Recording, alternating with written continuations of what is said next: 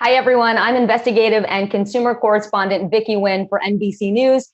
I am pleased to be with you this afternoon for this virtual event that takes a look at the presidential campaign through the lens of our communities. Hi, everyone. I'm Amna Nawaz, Senior National Correspondent and Primary Substitute Anchor for the PBS NewsHour. And on behalf of Vicky and myself, we are so happy to welcome you to the Presidential Town Hall 2020, hosted by Asian and Pacific Islander American Vote, or APIAVote. Vicky? Yes, Amna, let me go ahead and take it from here. The Presidential Town Hall is the most important forum in which Asian Americans, Native Hawaiians, and Pacific Islanders will be able to hear directly from the candidates and their surrogates. They will, in turn, hear what matters from our perspectives. The campaigns will address key topics related to healthcare, discrimination, and racism in America, immigration, as well as safeguarding the economy during this pandemic in two separated, moderated discussions. 2020, as you all know, has been a historically challenging year, often tragic, all around the world, in our country, and especially for Asian Americans, Native Hawaiians, and Pacific Islanders. COVID-19 became a global pandemic, and then we witnessed the murders of George Floyd, Ahmaud Arbery, Breonna Taylor, and so many others. Many Asian Americans and Pacific Islanders are committed to becoming better allies at a time when this is needed more than ever.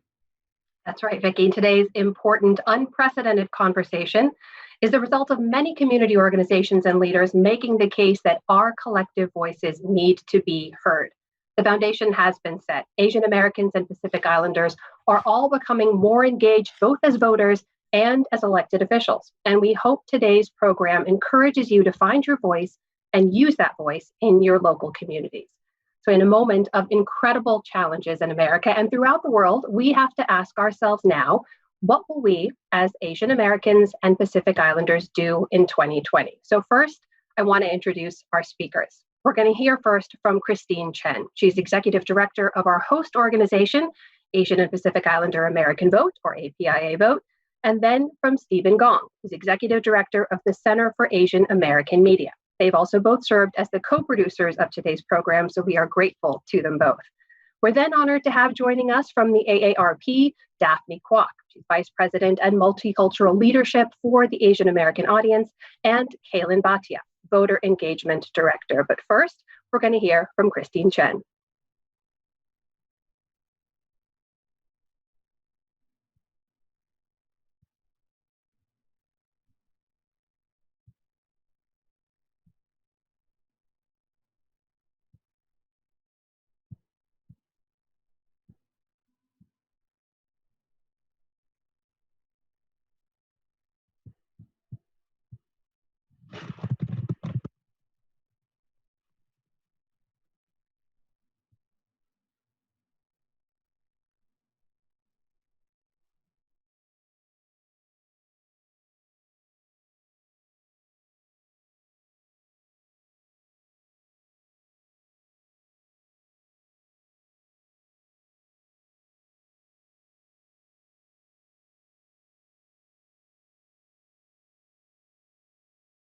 America Vote is excited to welcome all of you for the next 2 hours as we provide a platform for presidential candidates and campaigns to address and engage the concerns of the Asian American, Native Hawaiian, and Pacific Islander communities.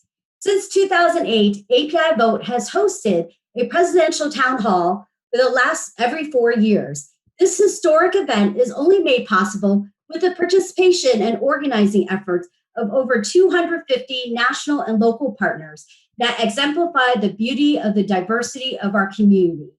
Whether it is by geography, age, gender, ethnicity, foreign-born, or American-born. Today's event is only made possible with the support of our sponsors, AARP, Comcast, and Nielsen, and we'll hear from AARP shortly. We also like to thank the Center for Asian American Media for their pivotal role as co-producer of this presidential town hall. So to kick off, let's generate some viewer participation. Now, everyone, please grab your smartphones and text APIAVote to 72727. The code is now being displayed on your screen. This short survey will allow us to get a general idea of who is tuning in. Again, the code is APIAVote to the number 72727. We'll be sure to share some of the survey results with you later in the program. Now, it's a sign of our times that Vice President Joe Biden and the Trump campaigns will appear at their first major event together at APIAVote's presidential town hall today. It's hard to ignore the country's fastest growing racial group of voters. Asian Americans and Pacific Islanders are on the rise. We're gaining popularity, strength, institutional capacity, political sophistication, an expanded coalition, and exciting new leaders, led by members of the US Congress and first-time candidates across the country. And we cannot forget those running in local elections. They are transforming the political debate and landscape. We're expanding in the popular and new media, using the internet to challenge political ideas, mobilizing activists, and helping to recruit and support candidates. So with that, confronting crisis isn't new to Asian Americans and Pacific Islanders. The pandemic calamity, deepening recession, and racial outrage in the country are stirring energy in our communities that's diverse and growing. Outrage and mobilization of an active AAPI base continue to build, creating one of the greatest voter participation engines than ever before. Asian American Pacific Islanders are using social media to organize and fight back against racially motivated attacks during the pandemic. We're a group with a history of being scapegoated, from Japanese Americans detained during World War II to a Chinese American man killed by auto workers angry about Japanese competition in the 1980s, and to the attacks against South Asian Americans after the tragedies of 9/11. There's an urgency to drown out both bigotry and apathy. By coming together for today's event, this is only a testament that this community is using their relationships to activate their families, friends, neighbors, and communities to register and get out the vote. Thank you for your participation. So let's get on with the program.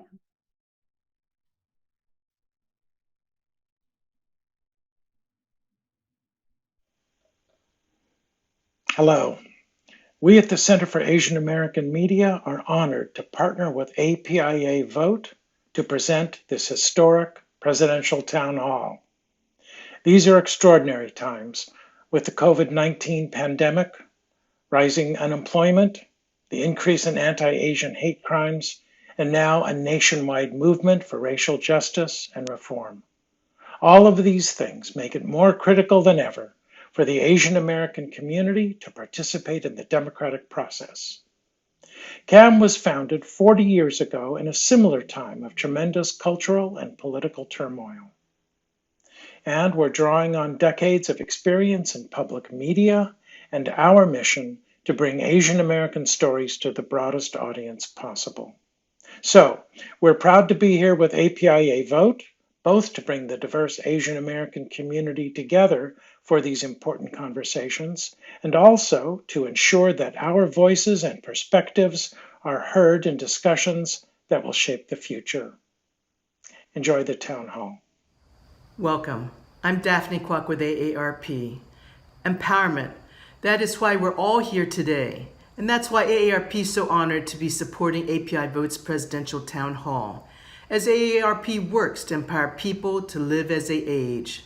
There are over 4.3 million AAPIs over the age of 50 now, and in 40 years, that number will go over 13 million. We are a critical block of voters, and as we all know, family is a core value for our community. That means we all need to advocate for issues to improve the lives of all of our elders, be they LGBTQ or not. This is June, which is Pride Month. In November, our future is on the ballot, and we need to make sure language access, healthcare access and affordability, culturally competent care, and maintaining the dignity of all of our elders is on the ballot. Today, I want to invite you to pledge with me that every single one of us will do our civic duty to not only vote for a brighter future, but to make sure that our families vote as well. Thank you so much. Hi, I'm Kalen Bhatia, AARP's Director of Voter Engagement. thank you so much for the opportunity to sponsor your presidential forum and the opportunity to come speak to you today. AARP is a nonprofit, nonpartisan organization representing people over the age of 50, the most powerful voting bloc in every election cycle. And during this time of COVID, the way we live our lives has changed from the way we work to the way we vote. AARP is committed to making sure you know how you can vote safely this fall, and you know which issues are on the line, including Social Security, Medicare, prescription drug prices, long-term care, and the economy. For more information, please go to aarp.org/election2020, and please remember to vote. Thank you. During the coronavirus pandemic, Asian Americans rose to answer the call as frontliners, caregivers, cure seekers, truth tellers, providers, and modern-day heroes. We can't say enough about how grateful and proud we are of you and the work you do. And thank you to Christine, Stephen, Daphne, and Kaylin. Now, as you've heard many people mention, in just the past 6 months, all of us have struggled to make sense of a pandemic that has changed the way we live, and that's taken the lives of more than 120,000 people here in the US, nearly 450,000 around the world. We've also had to bear witness to the death of so many others stemming from police brutality. So please join me now in a moment of silence to honor those loved ones lost to both the global health crisis and to our crisis of violence.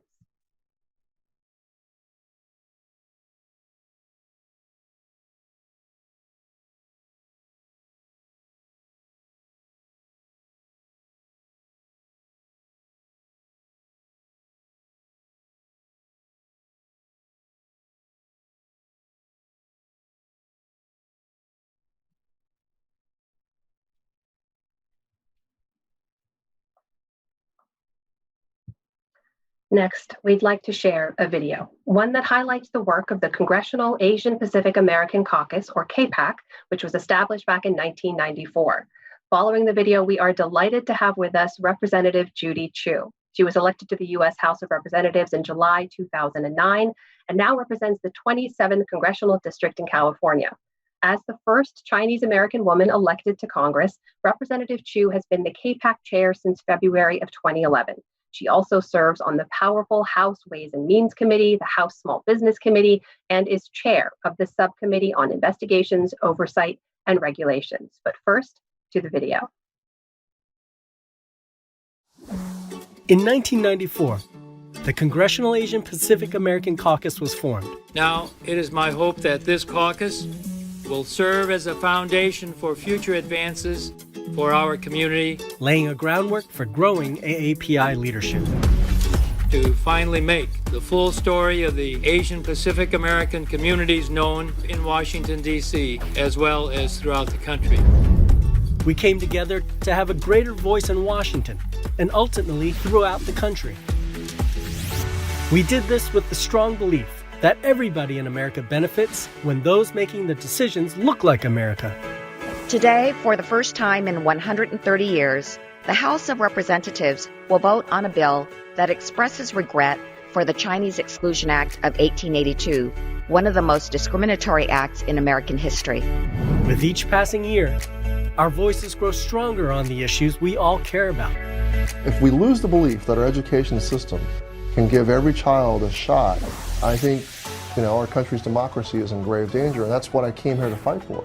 If we lose sight of our nation's founding principles, we will lose out on the innovations we've seen from immigrants and immigrant families. This bill will strike. They are joined by the voices of rising new leaders. There are a lot of people who are hurting in America, and they see a system that is not working for them. How do we structure trade deals that are actually beneficial to workers here and around the world and beneficial to our environment? I rise today in support of taking action to lower health care and prescription drug costs. I heard from my neighbors that they're tired of the politics. They can't afford the partisanship, and they need Congress to be the adults in the room and to act now. Together, we work to protect and advance the rights of all Americans and fight for the policies and needs of the AAPI community.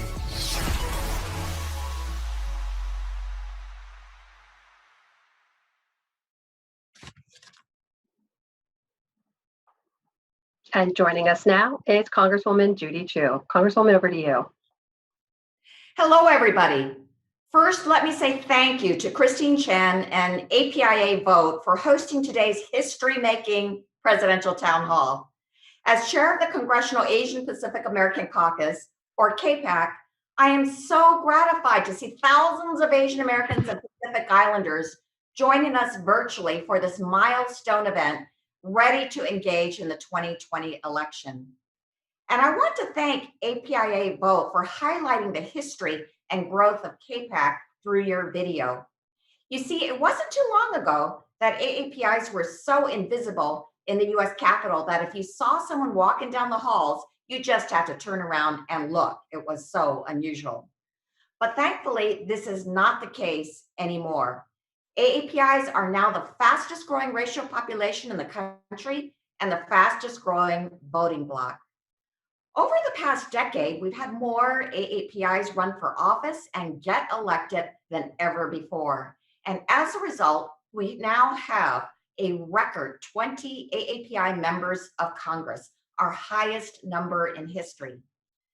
But not only that, AAPIs have more than doubled our voter registration numbers over the last decade, with more than 11 million AAPIs eligible to vote this year. And by 2044, we will have doubled even those numbers. We are also the swing vote in key swing states and districts all across the nation. And that is why I like to say we've gone from being marginalized to the margin of victory. But in order to make a difference this November, we must do everything in our power to ensure that AAPIs make our voices heard at the polls. And that's why today's presidential town hall is so important, because the stakes have never been higher. These are difficult and sobering times with this country's very health and economy at stake. Over 127,000 Americans are dead, and over 40 million have filed for unemployment. The coronavirus has disproportionately impacted communities of color, including Native Hawaiians and Pacific Islanders, who in California have 3 to 4 times the COVID-19 mortality rate relative to their population.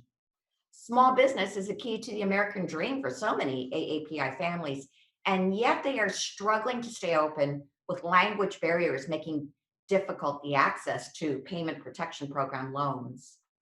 We are also at a critical moment in our history about inclusivity and racism.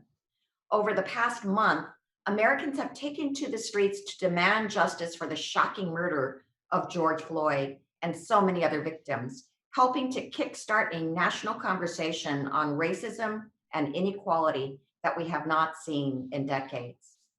On top of this, the coronavirus has incited intense anti-Asian xenophobia and hate crimes over the past few months that have threatened the safety of our community. It started in January with dirty looks, insults, and misinformation that Asian American restaurants and businesses were more likely to have the disease and should be avoided.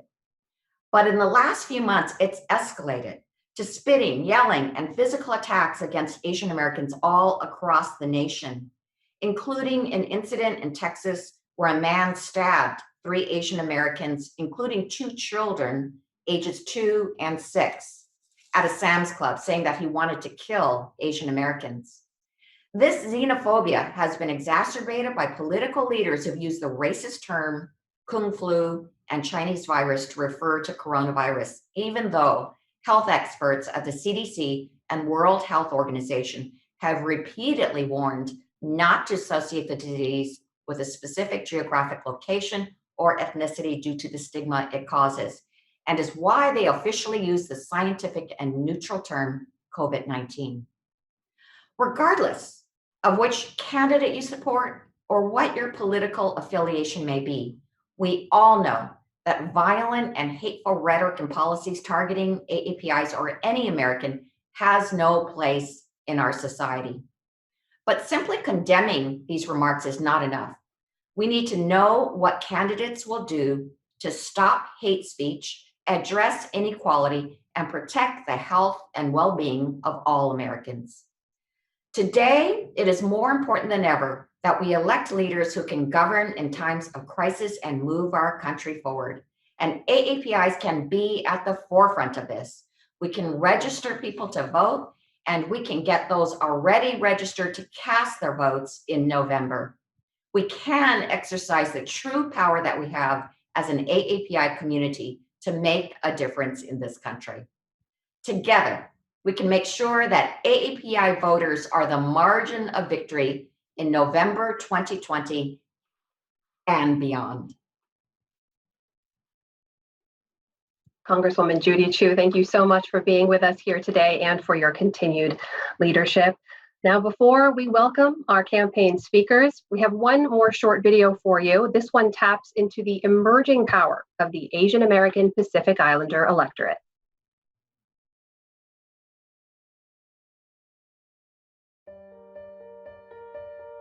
Let us be clear.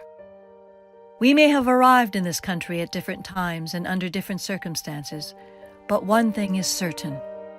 Asian Americans and Pacific Islanders have been a part of the fabric of this country since its very beginning. We may not have always been the most visible community, but our contributions have always had an impact that far outweighs our numbers. Today, we live in a world that barely resembles what it was even 6 months ago. Like many Americans, we face issues and challenges that deeply affect our communities. From healthcare to hate crimes, from the census to social justice, from immigration to equity, our stake in the next election has never been more personal. Let us be clear.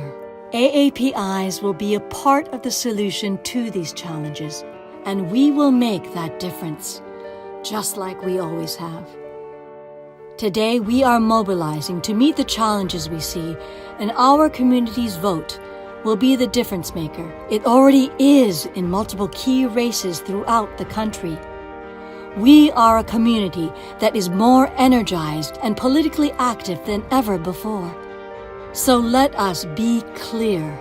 As the fastest growing group in the country, our voting power has doubled over the last decade. Our voice has never been louder, and our vote has never counted for more.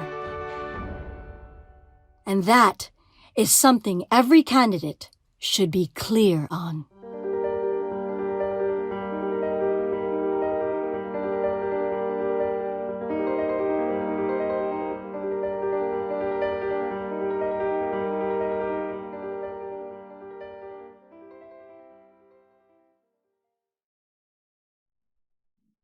Does that get you excited for the 2020 election or what? All right, we are almost there, but we want to show you one more video which really showcases the diverse voices from across the country and the issues that these folks want to hear from our candidates through self-recorded videos.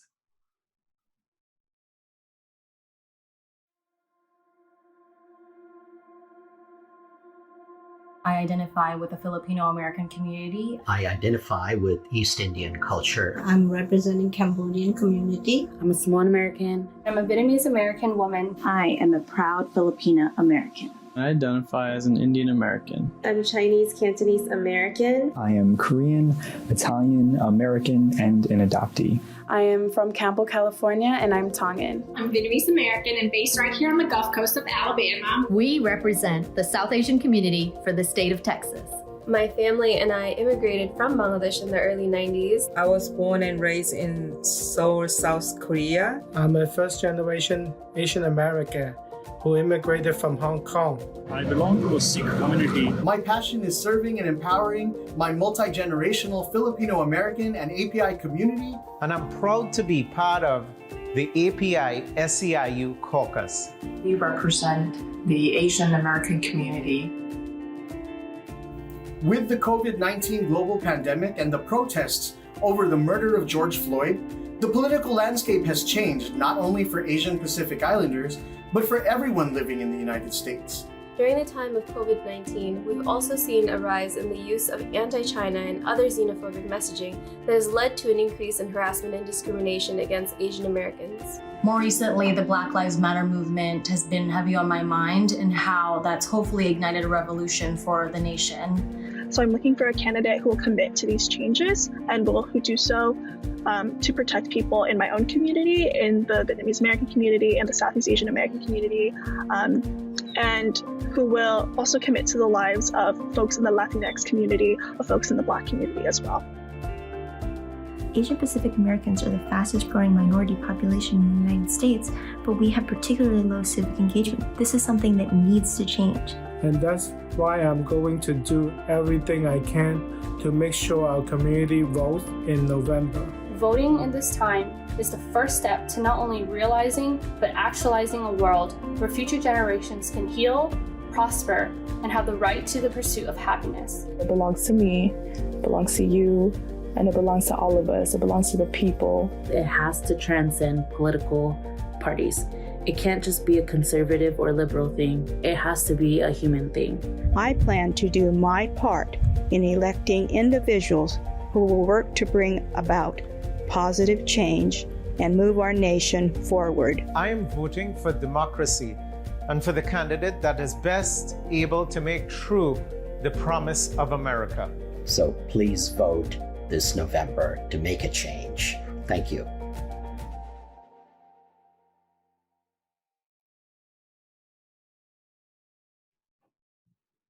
All right, guys, let's turn now to the campaigns. Now, here's how it's going to work. In each case, the candidate or surrogate will make brief opening remarks. He'll then take questions from the moderators and from the community. Some will be live, some will be taped, and of course, provide some answers. Just as a reminder, we as the moderators are going to do everything we can to be respectful of everyone's time. We ask all of you to please do the same. But without further ado, I am pleased now to introduce the presumptive Democratic presidential nominee, former Vice President Joe Biden. Mr. Biden, over to you. Well, thank you very much. I appreciate it. Thank you all at the APIAVote. You're all talking about voting for this organization as an opportunity for us to be together. I also want to thank Congresswoman Chu for her incredible leadership in the House of Representatives and for her commitment to keeping the issues that matter to members of the Asian American Pacific Islander community top of the mind for all of us. And I'd like to start today by briefly addressing what I consider to be a horrifying revelation in the New York Times last night. Assuming the Times report is accurate, the U.S. intelligence community has assessed that a Russian military intelligence unit, the same unit that was behind the assassination of the former KGB agent in London 5 years ago, has been offering bounties to extremist groups in Afghanistan to kill U.S. troops. There is no bottom to the depth of Vladimir Putin and the Kremlin's depravity. If that's true, it's truly shocking revelation that if the Times report is true, I emphasize again, is that President Trump, the commander-in-chief of American troops serving in a dangerous theater of war, has known about this for months, according to the Times, and done worse than nothing. Not only has he failed to sanction or impose any kind of consequences on Russia for this egregious violation of international law, Donald Trump has continued his embarrassing campaign of deference and debasing himself before Vladimir Putin. He has this information, according to the Times, and yet he offered to host Putin in the United States and sought to invite Russia to rejoin the G7. His entire presidency has been a gift to Putin. But this is beyond the pale. It's a betrayal of the most sacred duty we bear as a nation, to protect and equip our troops when we send them into harm's way. And it's a betrayal of every single American family with a loved one serving in Afghanistan or anywhere overseas. And I'm quite frankly outraged by the report. And if I'm elected president, make no mistake about it, Vladimir Putin will be confronted and will impose serious cost on Russia. But I don't just think about this as a candidate for president. I think about this as a dad, a father, who sent his son to serve in harm's way for a year in the Middle East and in Iraq. And I'm disgusted on behalf of those families whose loved ones are serving today. When your child volunteers to serve, they're putting their life on the line for the country. They take risks, known and unknown, for this nation. But they should never, never, never, ever face a threat like this with their commander-in-chief turning a blind eye to a foreign power, putting a bounty on their heads. And if I'm president, this and so many other abuses will not stand. No, this is a difficult time for our country. More than 125,000 people have died because of COVID-19, with millions more infected. More than 20 million Americans are still out of work. And all of us are contending with how we can ensure a strong reopening of our economy and the many AAPI-owned small businesses across the country without endangering the safety and health of ourselves, our families, and workers across America. At the same time, during the pandemic, Donald Trump is telling his administration to, quote, slow down testing, ending federal funding for test sites. I understand he just reversed that today. He was going to end funding for federal test sites, but Republican governors said, don't do it. He changed his mind. Fighting in court to strip people of their health care under the Affordable Care Act. And on top of all of this, Asian Americans are being targeted with violence and subjected to xenophobia rhetoric from the mouth of the president himself. This is a president who, instead of bringing our country together, does everything he can to fan the flames of hate and division in this country. From the moment I launched this campaign, I've been speaking about the battle for the soul of our nation. This is part of that battle. And in this moment of national and global crisis, where the racial inequities that plague our society are even more evident now than they've been. At this time, we need a president who can address every aspect of this pandemic with urgency and seriousness, including anti-AAPI bias. You know, Donald Trump only knows how to speak to people's fears, not to their better angels. He only ever speaks to place blame instead of claiming responsibility. But that's not who we are. We're so much better than this president can even conceive of us being. Just look at how the AAPI community and so many others across this nation have responded to Trump's racist attacks during the pandemic. By stepping up, doctors, nurses, researchers, frontline healthcare workers, grocery clerks, delivery drivers, restaurant owners. They're showing the best of America every single day, standing in a breach, filling in for Donald Trump's complete lack of leadership when it comes to keeping Americans safe during this pandemic.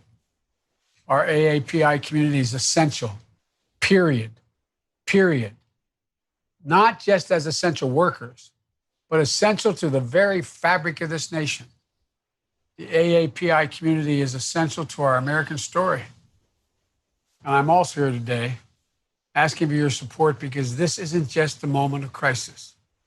It's an incredible opportunity to build our country back, build it back better, even stronger than it was before. You know, I think the American people have had the blinders ripped off in so many ways. We're ready to take on the deep systemic inequities that have plagued our society for much too long. I think we're ready to deliver some real, fundamental, long overdue changes. I think we're ready to celebrate the incredible strengths that we draw from our diversity, from harnessing everyone's unique talents. And I'm looking forward to working with the AAPI community to deliver the progress we need for all Americans. That's what we did in the Obama-Biden administration. President Obama and I fought to expand opportunity and open the doors to more Americans, including fighting for AAPI communities. We established the White House Initiative on Asian American and Pacific Islanders. We helped 2 million AAPI individuals gain health care coverage through the Affordable Care Act. We protected thousands of Asian Pacific American dreamers by creating and expanding the DACA program. We strengthened the crimes protection for Asian Americans and Pacific Islanders. We worked to disaggregate federal data to better meet the challenges facing the AAPI community. We secured long overdue compensation for proud Filipino veterans of World War II. And we appointed more AAPI judges to the bench than every administration in U.S. history combined. And as president, I'll build on this legacy and continue to fight for AAPI rights. I'll make sure your voices and your interests are included, from our courtrooms to the president's cabinet. My administration will look like America. We'll work together to ensure that the most sacred aspect of our democracy, the right to vote, is protected and accessible for all people. There's so much we can do. And it's going to take a lot of work. It's going to take leadership at the highest levels of our government and sustained grassroots pressure, which you all provide. Nothing about this is going to be easy or automatic, but I believe we can do it together. So thank you again for having me. I'm looking forward to our conversation. And again, thank you very much for your activism. Vice President Biden, thank you so much for those remarks, sir, and for being here and taking the time to answer our questions. I want to begin with one of my own, if you don't mind. You mentioned some of those systemic issues, the inequalities we were still addressing as a nation over time. And I'd like to ask you about some questions you faced about your team. During the last election cycle, Democratic candidates released staff diversity data on a regular basis, almost quarterly. You haven't released yours yet. Your senior most advisors, it's been reported, are predominantly white. There's very few Black and Latino senior advisors.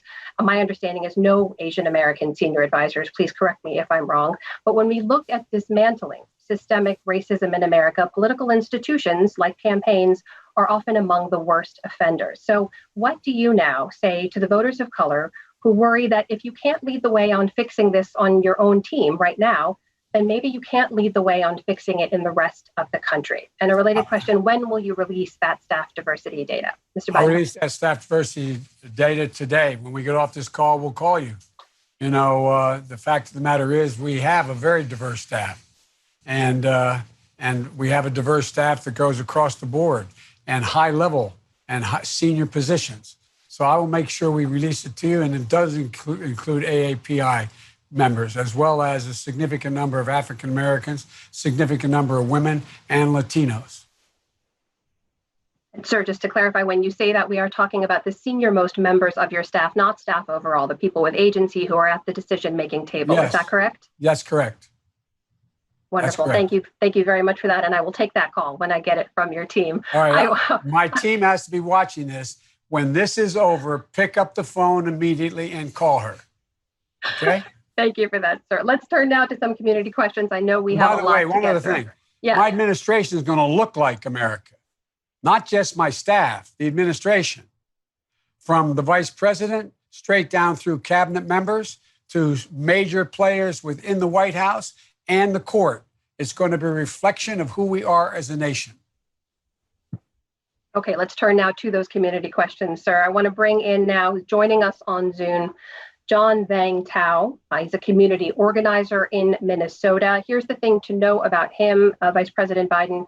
He is, as I mentioned, a community organizer. He was previously incarcerated for 8 years. He now works for a regional government agency. I believe he joins us now, and I'm going to hand it over to him to ask his question directly to you. Okay. Hello, thank you. Last month, Minnesota and our nation was traumatized by the murder of George Floyd and the civil unrest that followed. As we all are looking for a new way forward, we must acknowledge that these events are a result of the inequities within our systems.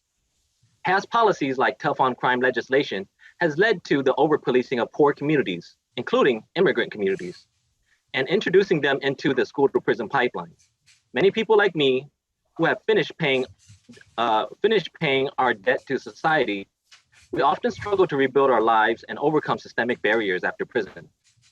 Some have been able to find jobs, and others have been left with no other options but to start a new business. Many of us have started families and became upstanding members in the community. Despite all of these accomplishments, ICE has been deporting people like us since 2002. These actions are destroying families and abandoning good people into countries that many have never stepped foot in. Issues like DACA, immigration, and deportation are all critical to my community. What will you due to ensure that all communities of color, including Southeast Asians and other small ethnic groups, are not left out of your discussions on which immigration reforms and policies to prioritize in your first 100 days? Thank you. Thank you so much for your question. Please, Vice President Biden, over to you. By engaging your leadership, as I have through my career, just like we did in our last administration. You know, this pandemic has brought out the best in so many people: doctors, nurses, first responders, grocery clerks, delivery people, caregivers, heroic soldiers in the war against the virus. So many of them are Asian Americans and Pacific Islanders. But this crisis has also brought out the worst. We've all heard about the horrible acts against Asian Americans, blamed for the coronavirus, harassment, violence, conspiracy theories, blaming Asian Americans for COVID, dangerous smears, including by Donald Trump. Words matter, and the president's words matter even more. I'm running to restore the soul of this country, to make clear there's no safe harbor here, to stand up to anyone who's been left behind. As president, I'm going to fight every day to lead the change, for significant change in all our policies, and to make sure that every member of the diverse AAPI community is treated with dignity and has the same shot to succeed. And I'm going to make sure the AAPI community is represented in my administration. As I said, under President Obama, we appointed more AAPI judges than every previous administration combined, including 4 times more women of AAPI descent than any other president. We're in an advisory commission on AAPIs, Pacific Island Task Force, and the White House Initiative on AAPIs. We held hundreds of stakeholder meetings and summits and worked with 24 federal agents, the whole community, to make sure they had federal resources. Trump gutted all of that. And as president, I'm going to restart it and take it further. And let me go back to your comment about you having served your time in prison. We have to make a fundamental change in the way we deal with prisons. That's why, in my view, and this is what I propose, we should turn, and I've been pushing this for a while now, we should turn our system into one of from punishment to rehabilitation. Once you have served your time, right now what happens is you get $25 in a bus ticket. And a lot of people don't have any place to go except back to right where they were before if they were in real trouble. I believe that you should be entitled to anyone serving their time in prison should be entitled to every single solitary program that exists in the government, from access to housing, to access to food, to access to Pell Grants, to access to educational opportunity. It's overwhelmingly in our interest that we do that, There's much more to talk about in terms of dealing with the whole notion of prison reform. But the biggest reason that we have to do it is to make sure that people have an opportunity to have a new start. The idea that anybody, well, I won't go on. I get too excited about this one, but there's a lot we can do, and I will do. Vice President Biden, thank you for that answer. Thank you to John Vang Tao for that question as well. We have more questions from the community. I'm going to hand it over now to my colleague, Vicky. Thanks so much, Amna. Let me just go ahead and start my video here. We're doing a lot of our own. There you are. Hi, how are you, Vice President Biden? How are you? Beautiful where you are. I'm in my back porch. I tell you what, did you ever think we'd be doing this from home? I did not. It is the strangest time. And I must say, as strange as it is to be a journalist right now, it must be even more difficult and odd to be campaigning in the time of a pandemic when for months we've all been told to stay home. That's right. Yes, that has not stopped your opponent, though. President Trump has been holding rallies, events. We haven't seen much of you, Vice President Biden. Americans have not seen you. So as you try to convince voters to cast their ballots for you, what do you say to the silent majority who see you as an extension of President Obama, representing a time when many felt like they weren't heard, they weren't seen, people who feel like this country is trending too far left? And I have one more part to this question I want to ask you. In your first 100 days as president, what will you do to create a pathway to citizenship for many undocumented immigrants? That is a big issue for the AAPI community. As you know, 1.7 million face deportation threats. Another 100,000 are young people who are affected by the DACA program. So 2 parts for you. What are you going to do to be more visible? And what do you say to the folks that think you're just going to be President Obama 2.0? And what are you going to do about immigration right when you get in office? Look, I am very proud to serve with Barack. and it's one of the great honors of my life. I thought he was a great president. But even he acknowledges we can't go back to what it was. We have to go back and build back better. And so I have a program that is significantly different and builds upon where we left off and tries to undo the damage that Trump has done, number one. Number two, I'm campaigning from home about Biden hiding in his cellar. Well, the truth of the matter is over 200 million people have watched me on television, and they've watched, and the more that Donald Trump is out, the worse he does. I think it's wonderful he goes out. He goes, I'm being a bit facetious because it's dangerous what he's doing with these rallies. But look at his numbers have dropped through the floor. They've dropped through the floor, number one. Number two, I've gone out responsibly. I go out and I wear this mask when I go out. And when I go out, I keep social distancing. I went to Texas to be with the Floyd family for the funeral. I went up to Pennsylvania, Lancaster yesterday to meet with a group, day before yesterday, to meet with a group of people who, in fact, have Obamacare being ripped out from under them, and they have pre-existing conditions in their families. I've been down to Virginia. I've been around the country, but I do it responsibly, and I don't hold rallies because it is the reason why we're in such trouble by not listening to the experts and the scientists about social distancing and wearing masks, which I never do when I walk outside of this house. I never fail to do. Now, one day, on day one, I'm going to send the legislative immigration reform bill to Congress to provide a roadmap to citizenship for 11 million undocumented immigrants who contribute so much to this country, including 1.7 million AAPI. My immigration policy is built around keeping families together, modernizing the immigration system by keeping families, unification, and diversity as pillars of our immigration system, which it used to be. Ending Trump's cruel and inhumane policy at the border to rip children from their mother's arms. Take immediate action to protect dreamers, including the more than 100,000 eligible dreamers from East and South Asia. Rescinding the un-American Muslim ban immediately.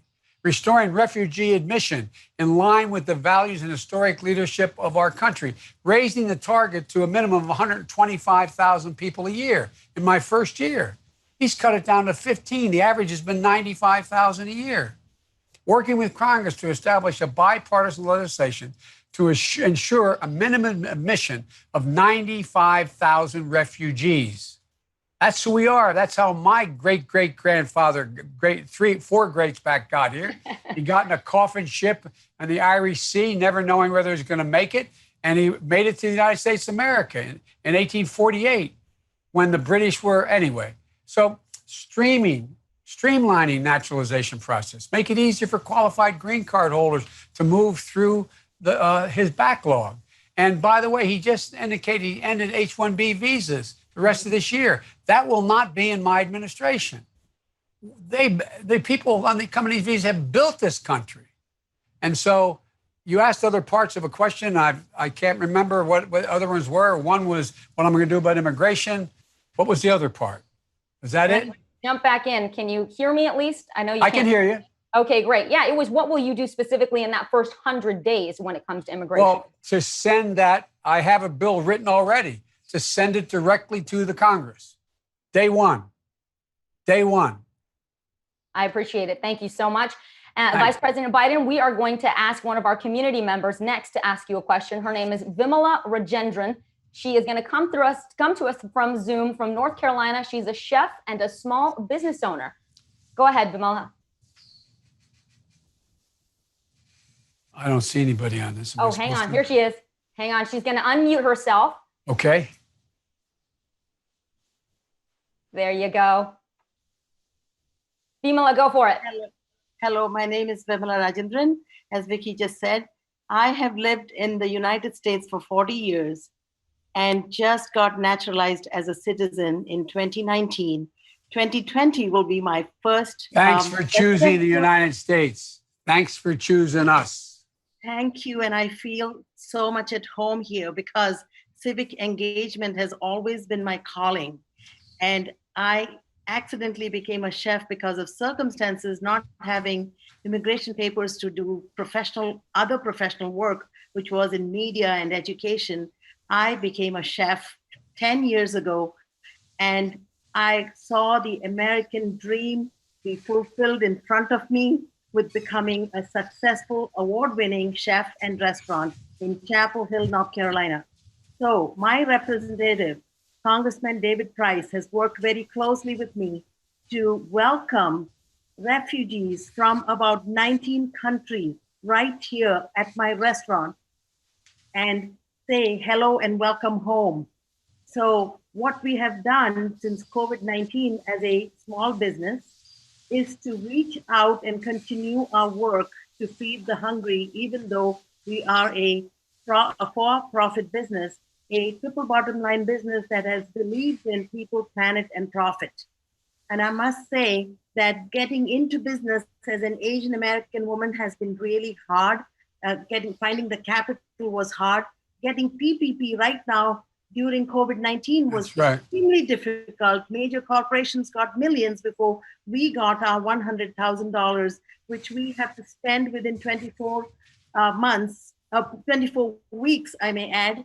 I must ask you, Vice President Joe Biden, what would you do to help us rebuild the economy so that small businesses that are family owned and that are enriching the local economy, building the new South?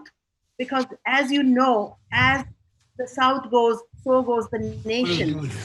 What are we going to do? What will we do? What can I do to rebuild the economy as we go back into post-COVID days? Well, first of all, when they came up with the CARES Act, the $2 trillion that was supposed to be distributed, I pointed out that it was likely to be what I call the Trump corrupt recovery. 40% of the money that was supposed to go to small businesses did not go to small businesses. It went to large businesses. They don't need the help. They're not the ones that needed the help. And there's also the Main Street proposal that had several billions of dollars in it. Not one single penny has been distributed so far. And I suggested in the very beginning that there be a proposal that the president initiate the Defense Production Act to insist that they watch the major banks to make sure they would distribute monies that didn't cost them at all. They're covered. That distribute those monies to small businesses, which are the backbone and employ more people than the major businesses do, the big businesses. But guess what happened? The fact is that it didn't happen. They did not get it. Those big banks don't like lending money. So if you went to a big bank to get your access to the stimulus that was provided, they'd say, do you have an account here? What is your credit standing? Do you have a credit card with us, et cetera? That's not supposed to be how it worked.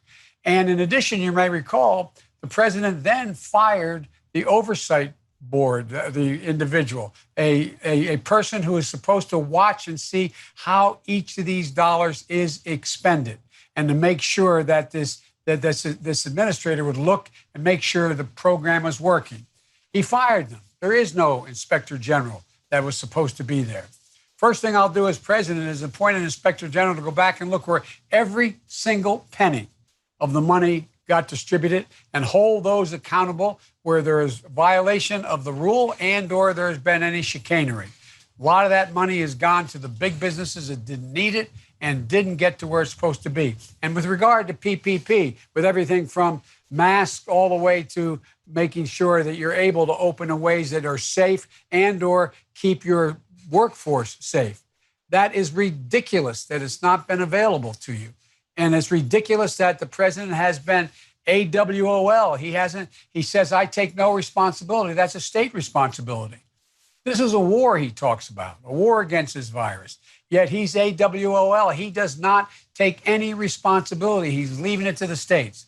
Second part of what you're saying, to make sure we meet the diverse needs of this community are met, an administration stimulus program, designing jobs programs, and helping businesses get ahead.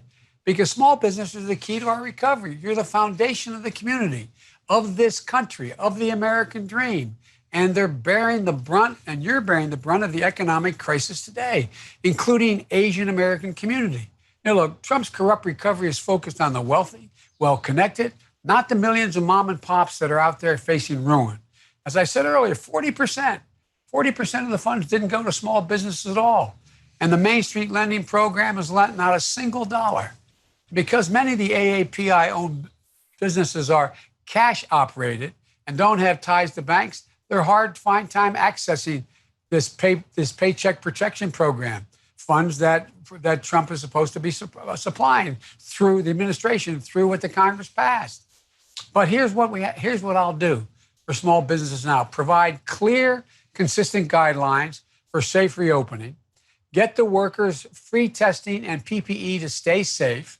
Provide an ambitious restart package to help small businesses not only be able to reopen, but rehire workers and cover the extra restart expenses and fixed costs like rent. Make sure that stimulus funds are distributed fairly. As I said, I'm going to appoint an inspector general on day one to make sure the funds actually get where they're supposed to go. Reverse half of the new PPP funds for small businesses with less than 50 employees, so that right now small businesses is technically under 500 employees. Well, that's not what most people think is a small business. Half those funds should go to people with less than 50 employees and even smaller. We have to focus on, you have been the heartbeat of your community and of a community and the communities across the country. And the other thing is that you're working with Congressman Price, who's a first-rate guy. We, in fact, have to increase the numbers, as I said earlier, of refugees able to come to the United States of America. I'm going to stop you right there. I'm sorry. You get time for another community question. That was great. We appreciate what you had to say about small businesses. I'm going to toss it to Melissa Leilan. She is coming in with a question about healthcare. AAPIs, including COFAs, are among the most visible of healthcare workers caring for COVID-19 patients. Pacific Islanders are contracting and dying from the virus at an alarming rate, only to be largely forgotten in discussions of community impact. COVID-19 has raised onto a pedestal health disparity for people of color, including AAPIs. Yet access to healthcare insurance is one of the biggest barriers our communities face due to language and policy barriers. 1/3 of Asian Americans have limited English skills. What are your plans to ensure that all AAPIs can obtain health coverage with language assistance in your administration? Free for everyone. Exponentially surge the testing to make sure it reaches the community. Get critical medical supplies and care hospitals in every part of this nation. And I'd immediately drop Trump's efforts to overturn Obamacare and strip millions of health care, even during this pandemic. He shouldn't be putting politics his politics ahead of the safety of the American people. And one of the things you all know better than any group is that Obamacare and is still a big deal. It covered 20 million uninsured, 2 million formerly uninsured AAPIs. As president, I'm going to build on it with a public option, slashing premiums and deductions and drug costs, automatically enrolling people who are eligible for Medicaid but live in states that reject this expansion, double the funding for community health care centers and frontline care, and I'll work to tear down the language barriers to keep AAP from quality care. For example, during our administration, we distributed health insurance information in 7 Asian languages: Burmese, Chinese, Hmong, Khmer, and Vietnamese, and Lao. And so, as president, I'm going to build on that important work and direct federal agencies to find new ways to increase access to federal programs for the AIP community, including those with limited English proficiency, to ensure that the best practices are shared across departments and agencies. Now, look, that includes making sure that AAPI communities has access to information about COVID-19. So far, the Center for Disease Control materials have been translated into Spanish, Korean, Chinese, Vietnamese, but other resources like those released by the White House House Coronavirus Task Force and other federal agencies are available only in English and Spanish. You know, you all know the argument that most people don't about, you know, the model minority.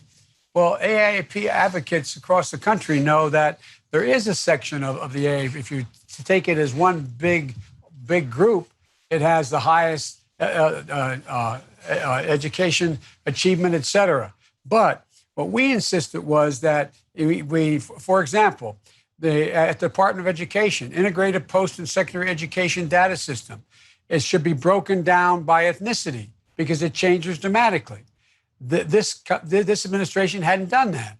HHS has seven Asian Americans and 4 Pacific Islander breakdown in categories. Department of Labor has done the same thing. This guy's not done that at all. So you look out and generically you say, okay, the AAPI community writ large has a great achievement higher than any other group in America. But that misrepresents the fact that scores of ethnicities are, in fact, really being hurt and left behind. And we're supposed to be breaking that out so we know exactly where they are so they can be taken care of and treated fairly. That's one of the priorities I will have in addition to access to eliminating the language barrier. I went really quickly because I know we're getting out of time. I apologize. We appreciate it. Thank you. Vice President Biden, I just want to say, day one, you said you will have an immigration plan. Yes. You managed to use the word chicanery, and you are going to make your diversity data public right after this town hall. We're looking forward to it because, as we've been saying, representation certainly matters in all facets of life, private and public. We appreciate very much your time today. And we're going to continue. By the way, this isn't the end of the diversity. This is just the beginning. And I said, the administration will look like it. So thank you very much. Thank you. And I'm going to now transition. I'll let you go, Vice President Biden. We're actually now going to bring in someone from the Trump campaign. We do not have the pleasure of having the president here with us today for this town hall, but we are joined by someone equally special who will be speaking on behalf of the president, and that is Governor Eddie Baza Calvo. He has been the governor of Guam since January of 2011. Governor Calvo has worked in the private sector as the general manager for both the Pacific Construction Company and the Pepsi-Cola Bottling Company of Guam. He's from my neck of the woods. He is a graduate of the College of Notre Dame in Belmont, California, and he and his wife, Christine, have 6 children. I'd like to welcome you, Governor Calvo. Can you hear me okay? I can hear you fine. And by the way, good morning from Guam. Oh, good morning. What time is it there? It's just about 6 in the morning. So wow. I'm going to greet you. And for all our Asian American Pacific Islanders, I'm going to greet you in our language and a bunch of others. Buenos dias, magandang hapon, annyeong haseyo, konnichiwa, and ni hao. Impressive. Thank you, Governor. So let me ask you, President Trump, he continues to call the coronavirus the Kung flu. He has objected to having a Black Lives Matter mural on Fifth Avenue in front of his building. As you heard Representative Chu saying earlier, the hate incidents against Asian Americans has gone up tremendously since the coronavirus started and since we started hearing terms like China virus, Kung flu. Some are saying the president's going back to his 2016 playbook of using divisive language to appeal to his base. And a recent poll shows that Americans are the unhappiest they've been in nearly 50 years, in part because of the lockdowns and the pandemic. The president says he wants to keep America great, but his track record indicates he's more of a divider than a uniter. How will he try to bring Americans together in his second term? And if he is reelected, what commitment will President Trump make to a diverse cabinet and appointees who have a history of understanding and representing AAPI communities? Amazing you mentioned the word Kung flu. As a matter of fact, I want to, if you can take a look at history, that Kung flu comment even came from the Obama administration. So I want to correct you as to who are the authors. That's not true, sir. That's not true, sir. I will say, Governor, again, it actually came from people who were waging a public health campaign. It was not linked to the Obama campaign. It was used twice during his presidency when public health agencies were trying to fight the flu. If you can please allow me to continue, but again, it came within the Obama administration. I can tell you with inclusion, within the Trump campaign, I'm a part of it. If you look at the representation and whether it's on the White House Advisory Commission Asia Pacific Affairs, my chair is Elaine Chao. So, I'm here as an Asian American and Pacific Islander to represent the Trump campaign. And I got to tell you something about this division. If you take a look at what is happening throughout this nation, and you look at some of the events, and by the way, as a member of the White House Commission, I've seen what is the impact on some of our Korean American stores, our Vietnamese hair and nail shops, our Filipino restaurants that have been looted and people robbed as a result of the riots. And I can tell you that when you look at the destruction, and whether it's from looting, whether it's robbing, or burning of flags, or tearing down statues, most of those people, not all, aren't going to vote for President Trump. Many of them actually are supporters of the Biden campaign.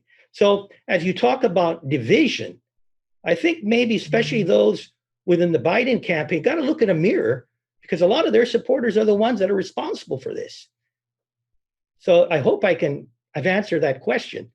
Much of the damage is not happening from MAGA or Trump supporters. In terms of what the president will do to have a diverse cabinet and appointees, I understand that you're there and that Elaine Chao is there, and that is representation. But what will the president do moving forward if he is reelected? And do you think, and even if it were to be used during the time when President Obama was in office, the term Kung Flu, are you saying that makes it right to continue using it now, especially given the atmosphere of racism and hate that AAPI communities are reporting? Yeah. I think words, you got to be very careful on words. And I got to tell you, my president, he's sometimes very unorthodox and he uses certain words, but you also got to look at actions. And when you take a look at the actions of the Trump administration, whether it's my participation or Secretary Chao, or as a matter of fact, as we go into housing, some of the great ideas that have come from, again, Ben Carson, who is Secretary of HUD, and many others, you already see participation, whether it's from Asian Americans or Pacific Islanders. I got to tell you, in our advisory commission, and I'm talking the White House Advisory Commission on Asian Americans and Pacific Islanders, you got 2 folks from the islands, actually 3, 2 from Guam, 1 from Samoa. It's interesting how it expanded as well, because not only do you have Asian American Pacific Islanders from America and Samoa, Hawaii, and Guam and the Northern Marianas, but within this administration, there actually been expansion to our compact states. And these are nation states that have a very intimate relation with the United States. And I talk about the Republic of the Marshall Islands, I talk about the Republic of Palau, and I talk about the Federated States of Micronesia, which encompass an area of the Pacific larger than the United States. And it's in the Trump White House that there is actually an effort to work with not only the Asian American Pacific Islanders within America itself, but even with our special partners, such as the compact states, which have a very deep and intimate relationship with the United States. So again, that's another first for the Trump administration.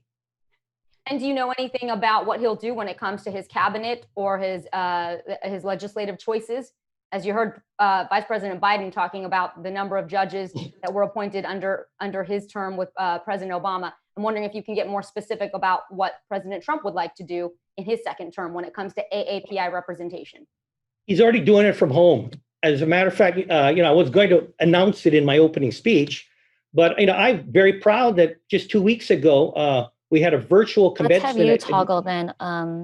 Oh, I'm sorry. I think someone's speaking over you. Yes. We had a commencement speech at our University of Guam here, and it was virtual. And it was by this spoken to these 500 new graduates of University of Guam. This is a young Korean woman that was born and raised in Guam. Her family immigrated to Guam years ago. She's Korean American and a proud Guamanian.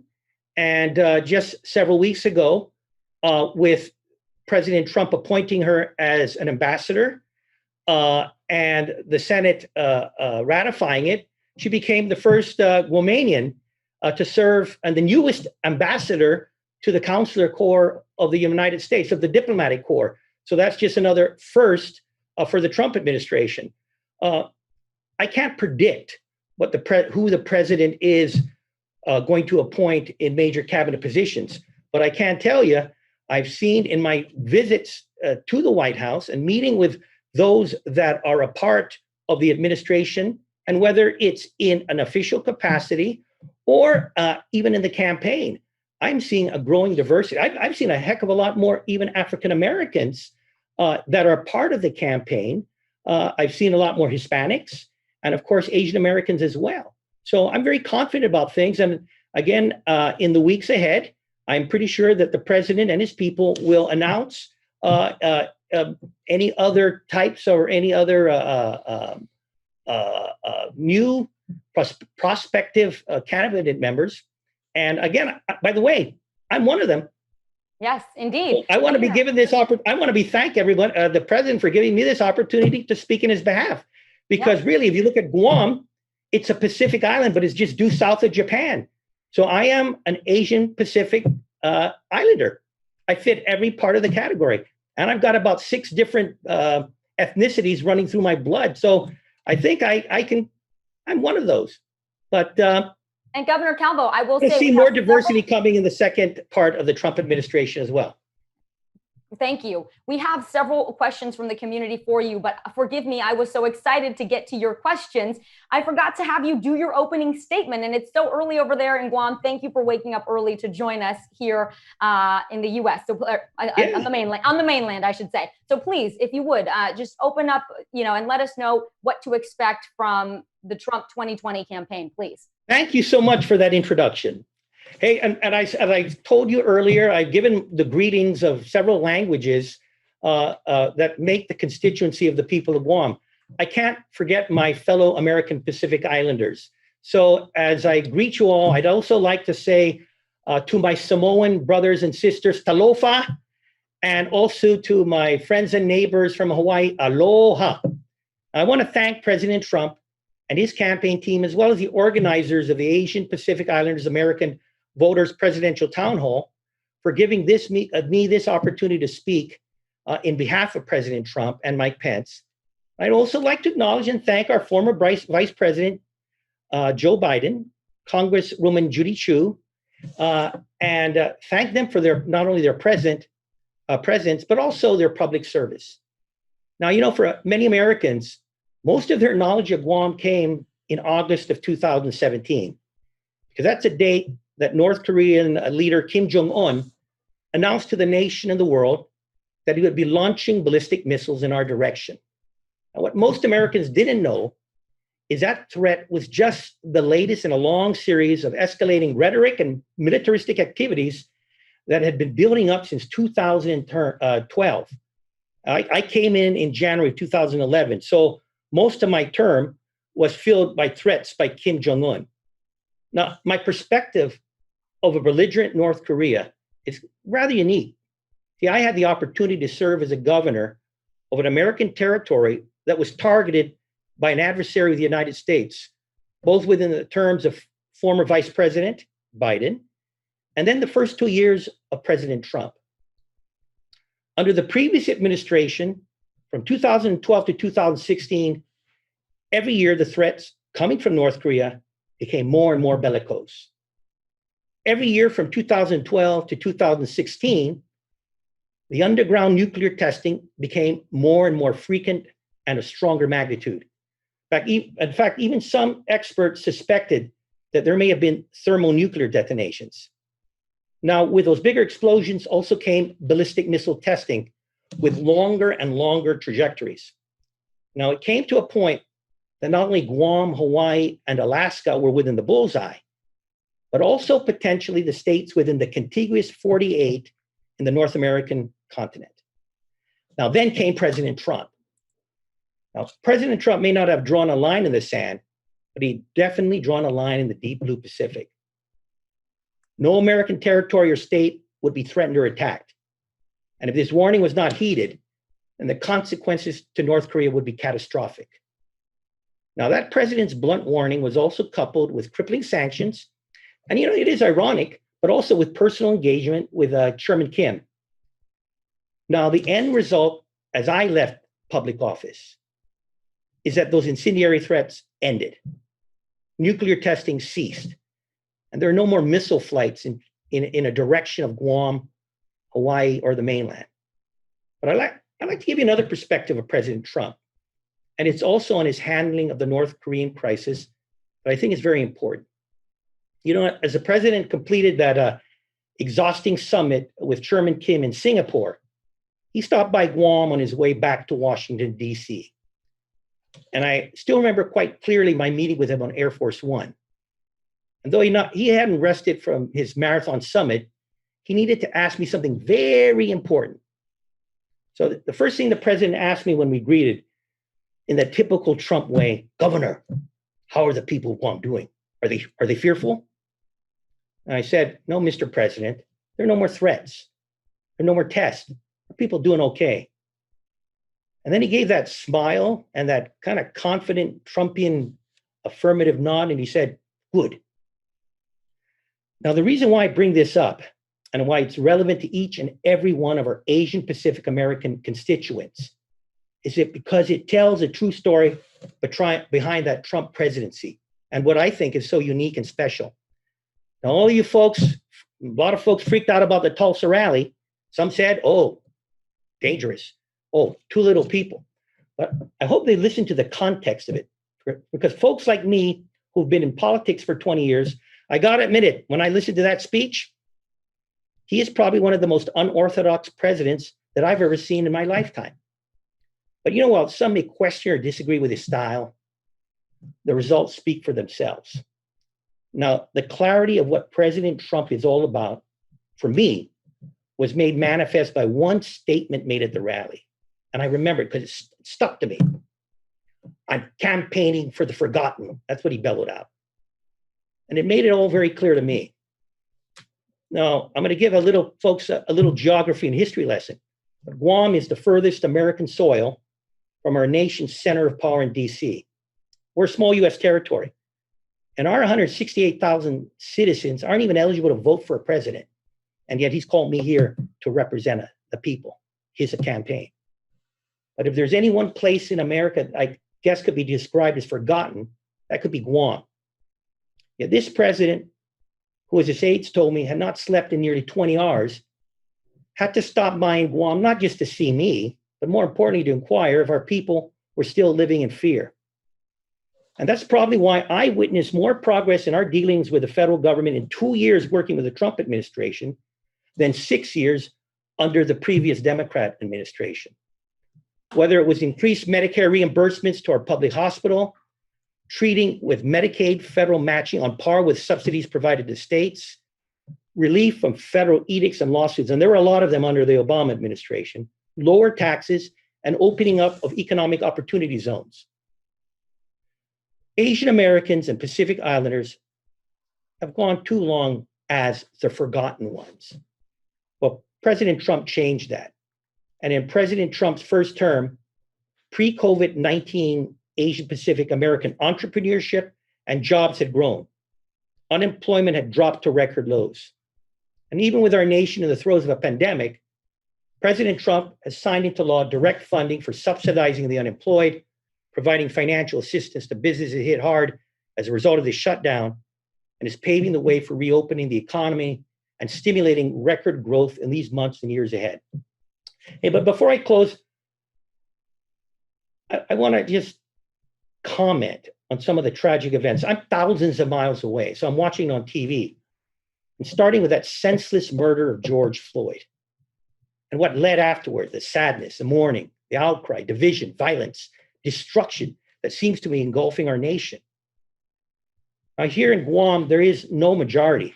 Like I said, I got 5 or 6 races within my blood, but we're rather a compilation of minorities that did hold silent protests, and they were held because from every ethnicity in Guam, just to put a focus on a just cause because of that evil act of somebody in a position of power and authority, abusing his power and taking the life of his fellow man.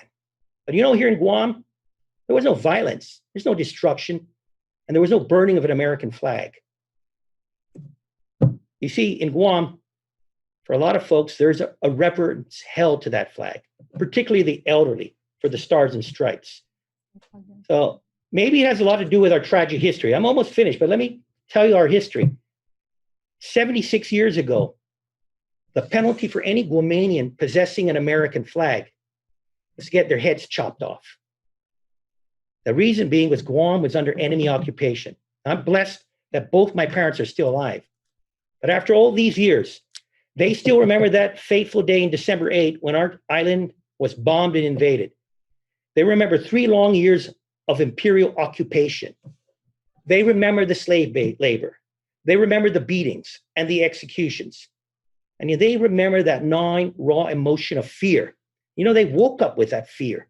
It went through the whole day until the quiet of night. You know, not this island that was consumed with fear. There was a bunch of people that still held on to an American flag. You know, that flag was folded, it was hidden with great care, and it was preserved. All this done despite the extreme consequences of death if caught. Now, when some of these manunko, the elderly, were asked why, it was because that American flag represented hope. It was a symbol of America. And for the Chamorros of Guam, I'm a Chamorro, that flag gave us that slim hope to persevere and endure from one day to the next, that someday America would return and would free our people from rape, enslavement, and death. Now, those Guam survivors of World War II, or those democracy protesters in Hong Kong who came out in the hundreds or the thousands waving the American flag, or those Iranian college students where the mullahs had put the flag on the pavement, who refused to step on it and desecrate it, we all have one thing in common, as diverse as that is. That red, white, and blue is a symbol of America. America is a symbol for their hope. And that's why that flag is cherished and honored by such a diverse grouping of citizens throughout the globe.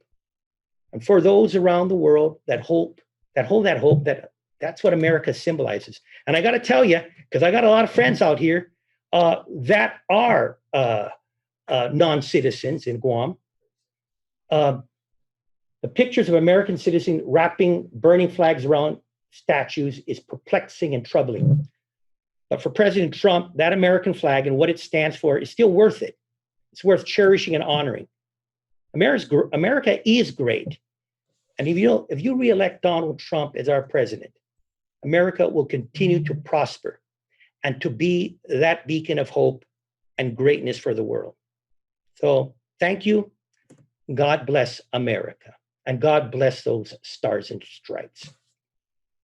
Governor Calvo, thank you very much for giving us some insight into your role and your connection to President Trump, as you called him, an unorthodox leader. I want to turn it over to one of our questioners. Her name is Kim Din. She comes to us from Pittsburgh, and she is an immigrant rights advocate. She works at the Pennsylvania Immigration and Citizenship Coalition. And Kim, I think you're there. Would love for you to go ahead and ask your question live if you are ready. Yes, I see you. Take it away. Thanks. Hi, my name is Kim Din. I am an immigrant rights and workers' rights advocate working and living in Pennsylvania. I work with diverse communities, including immigrants and refugees from many different backgrounds, as well as low-income Asian and Pacific Islander workers. And so in recent weeks, of course, we've witnessed COVID-19 related xenophobia, hate, rising unemployment, rising evictions, foreclosures. We've seen healthcare gaps, continued incarceration and detention of people despite the public health crisis. And of course, the violence perpetrated by the police against Black and Brown people. And all of this is not new. They are not separate issues. This global pandemic just exposes the huge and existing crisis in America of systemic racism and poverty.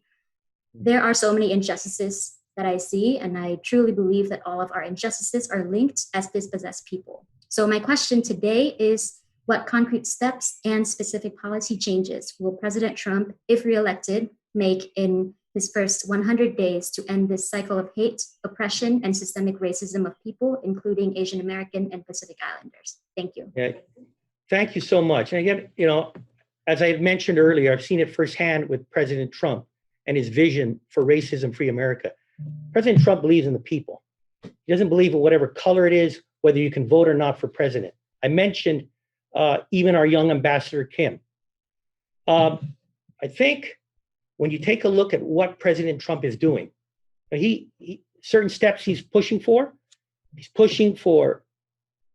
school choice, because he believes that the educational opportunities of those living in these traditional underserved communities, that's a lot. You talk about the systemic racism or corruption with some of these failing school systems. He would like to see our people or those people living in these communities have the school choice for themselves, so that they can put their children into the school they believe is best for them. It's interesting listening to Vice President Biden when President Trump signed the Juvenile Justice Reform Act. A lot of what that did was to fix the problems that were created by then Senator Biden when he pushed for that crimes bill. And once that crimes bill was passed in 1994, I believe, that was a one-way path for so many of our minorities to prison. Now, when you go to look at the details of this criminal justice reform, well, you're eliminating the 3 strikes. You're giving more flexibility to judges to make decisions on whether incarceration is even necessary. I got to admit, I took advantage as a governor. I saw the graduates out of our prison there. There was a group of women that had taken construction and heavy equipment classes.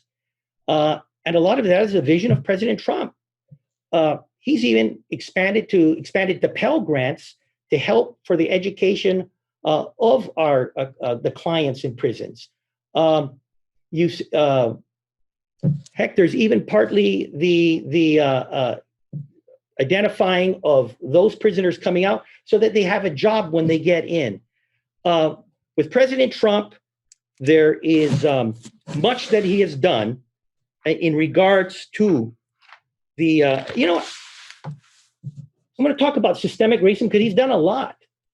But I think when you get to the heart of the matter, it was best said, a lot of stuff can be done at the federal level, but what can be done is most important in the local level. And there was an interview made by the former mayor of Baltimore, and it was her disappointment. There was a policing bill that was coming out. As a matter of fact, President Trump had championed policing, a police reform bill that would give incentives for the payment of body cams, the incentives for training, for use of non-chokeholds, unless the life of a policeman was threatened, the mining and collection of data to track bad apples. But I remember it again, the Congress, it failed. God bless Senator Scott. President Trump was with him, but it couldn't get through the Senate. But there was a statement made by the former mayor of Baltimore, and I can recall she said it has to happen in the local level, and you gotta clean out this racist or this corruption that's within the system. And let me tell you, you have the city of Minneapolis that hasn't had a Republican mayor since 1972. That's the Vietnam War. You have the city of Atlanta that has not elected a Republican mayor since 1878. And by the way, history, Guam was still a part of the Spanish Empire in 1878. St. Louis, the murder capital of America, it last elected a Republican mayor in 1944. World War II was raging, And Guam at that time was part of the Empire of Japan. We seem to be in the middle of all these great empires. Chicago, the city with enough murders to be considered a war zone, hasn't had a Republican mayor since 1931, the height of the Great Depression. It certainly does. President Trump, let me continue. President Trump and Republican Party aren't to blame for the catastrophic failures of these American cities. I'll be blunt. The sole responsibility lies in those Democratic Party bosses that have had control of some of these cities, not only for decades, but for centuries. The Soviet Union had the Soviet Union, I can recall, had one party rule, but it was only for 72 years. Atlanta's had it for 140. So if there's anyone that has blood in their hands, it's those leaders. From the murders, the looting, the anarchy that has arisen. All of those folks that have caused that, I'm just going to tell you, it's been the supporters of Joe Biden that have been responsible for this. And it's those party bosses that have perpetuated control of these cities for decades and centuries. And Governor Calvo, just let's be clear. We don't know. I'm almost over. If I think President Trump, we reelect him, that'll be the first big step in getting rid of the systemic corruption. But this election, you got to get rid of those party bosses that go to the same cocktail parties, the same fundraisers, the same conventions that have controlled these cities that are collapsing. And that all came from the Democratic corruption in these cities that were controlled by the Democrats for decades, if not centuries. Governor Calvo, let's get back on track here. And I do want to make it clear. I was on track. We don't know who, I mean, on track with in terms of answering the questions from the community, which is why we are here. And I do want to make it clear, the protesters, we don't know who they're voting for. This is your opportunity to speak on behalf of the Trump campaign to this group of AAPI voters, which is the largest and fastest growing group of minority voters. And I want to bring in another live question right now. I just got to correct. I think by reading the graffiti, I don't see much love letters to President Trump. There was some graffiti that pretty explicit. Okay, continue. Let's go ahead and bring in Shenlin Chen. She is joining us from Detroit, Michigan. Shenlin, are you there? We're happy that you're taking part in this town hall and you have a question for the Trump campaign. And there you are. Fantastic. If you can hear us, please go ahead and take it away. I know you're the president of the Association of Chinese Americans. Thanks for joining us. Hi, Governor Calvo. Good morning. Hi. Good morning to you. Well, it's an honor to meet you online. I'm Shenlin Chen from Detroit, Michigan. I am the president of the Association of Chinese Americans, and thank you for taking questions from the community. Detroit is home to Vincent Chin, a victim of a hate crime and racial killing 38 years ago, just this past Tuesday. Today, the AAPI community is once again being targeted. We are being wrongfully blamed for the spread of COVID-19, despite our efforts, including some loss of lives, to fight a pandemic on the front line. And also, Asian Americans have been identified as a model minority. However, 1/3, like someone mentioned earlier, 1/3 of our population is limited English proficiency, and half of them is foreign-born. In our work, we see many underprivileged families and individuals, especially seniors, immigrants, are afraid getting sick or receiving treatment they need to have in the hospital due to the lack of health insurance and essential language support. So my question for you, and I know that you have mentioned some earlier, but would you please elaborate a little bit on what are the plans at national and federal level to ensure that all AAPI Americans can obtain affordable health coverage through either Medicaid or Marketplace with appropriate language assistance as a priority in your administration? And if elected, what specific actions will you take to help unify Americans? And what message will you send to help the country heal physically and emotionally?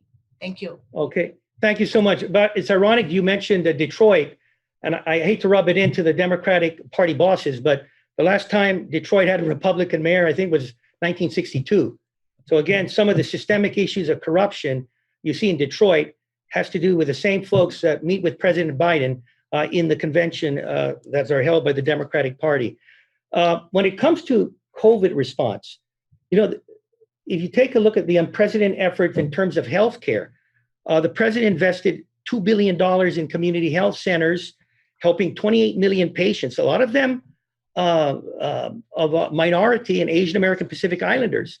The president signed legislation to guarantee coronavirus testing free of cost sharing, removing financial obstacles for Americans who would otherwise be unable to access them. $2 billion was devoted to support hospitals with high COVID-19 admissions based on their Medicare and Medicaid disproportionate share and uncompensated care payments. The federal government is also covering the cost of coronavirus treatment for those that can't afford it. And healthcare, also I'm looking at the most vulnerable. The president is committed to protecting Americans with pre-existing conditions. The president is signed into a law, historic right to try legislation, which is giving the terminally ill patients hope that they can try new experimental drugs. The president signed into law the Childhood Cancer STAR Act, and that gives about $30 million every year for child cancer research. The vice president mentioned Obamacare. And folks, you got to recall and look at the historic fact of Obamacare. The last 3 years of Obamacare under President Obama, the cost of premiums went up by 34%. A lot of that were on drugs. And by the way, I'm in the insurance industry. The administration, I guess they made their deal with the lawyers and with Big Pharma.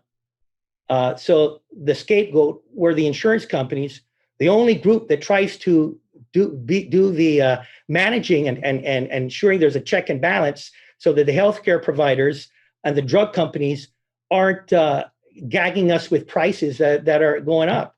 So what President Trump has done and focusing on bringing the drugs down, prices, FDA has approved a record number of generic drugs for every year of the Trump presidency.